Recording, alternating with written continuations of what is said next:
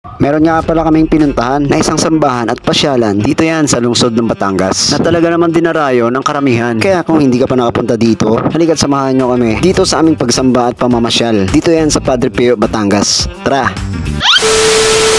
Paalis na nga pala kami niyan galing sa bahay nila Utol. Dito yan sa Villa Rosa, Subdivision, Batangas. Dito din kasi sila nakakuha ng bahay. 30 years to pay at mura lang din ang binabayaran nila monthly. Nakasalabas na nga pala tayo ng subdivision mga boss. At fast forward na nga tayo mga boss. Dito nga pala kami dumiretso sa parking lot. Ang parkingan kasi dito ay wala pong bayad. Kung pupunta naman kayo dito at kung kayo naman po ay nakamotor o nakakotse at nagtitipid naman po kayo, dito po kayo magpark sa bandang likod. Dito po kasi walang bayad ang parking. Hindi po kasi katulad sa bandang harap. Doon po kasi ay maraming tiyanggian at talagang may bayad po ang parkingan. Sa mga oras nito ay papasok na po kami sa loob. Dito naman po sa bandang nilalakaran namin, may mga tinitinda pong imahe at mga rosaryo. At pagpasok mo sa loob ay bubungad sa iyo ang mga matataas na puno at mga naglalakihang mga ribulto. Dito sa loob ng paligid, sa mga oras na ito, ang daming mga taong nagsisimba. Linggo kasi kaya dagsaan ang mga tao. Buti na lang nakahabol pa kami sa huling misa. Kaya lang sa dami ng tao ay hindi na namin naabutan na makaupo sa upuan. Sa mga oras na ito ay patapos na ang misa at dito ay nagbindisyon na dito si Father. Ang daming naglapit ang mga tao. Kung gusto niyo po magsamba dito ng linggo, search niyo po sa Google ang schedule po ng mass. Meron po kasi silang morning mass at afternoon mass. Located po pala yan dito sa Barangay San Pedro, Santo Tomas, Batangas. At kung hindi niyo po mahanap, i-waste niyo na lang.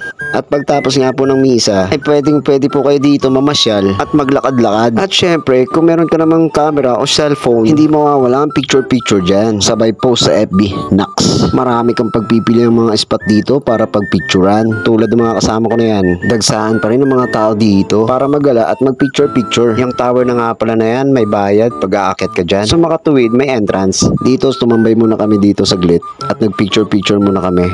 At dito naman ay palabas kami para pumunta ng Tiangge. Ito nga pala nilalakaran namin ay bandang harap. Ito nga po pala ang sinasabi ko. Marami po ditong tiyanggian at pagkainan. Dito naman po ay pwedeng magparking. Opo, pwede po magparking. Kaya lang po may bayad po ang parking dito. Sa mga oras nito ay namimili po pala si Ate Zelda. Bumili nga po pala siya dyan ng banana chips. At pagkatapos yan ay naglakad-lakad na naman kami. Wala lang, para lang tumintingin sa mga paninda. Meron din pala dito mga nagtitinda ng ukay-ukay. Kung gusto mo naman ay mga pampasalubong. Kung nagugutom ka naman, meron din dito mga kantin, burgeran, at mga tuhog-tuhog, mga ganun. At palabas na nga kami dito sa likod kung saan kami nakapark. Habang naglalakad kami, ayan, ang bagal ng mga kasama ko maglakad. Sinusulit kasi yung araw na pagpunta namin ngayon dito. At sayang naman kung hindi natin susulitin. At napatambay muna kami dito habang kumakain ako dito ng banana chips. Ang sarap din ng banana chips nila dito at ang lutong. Naparami nga ang kain ko niyan eh.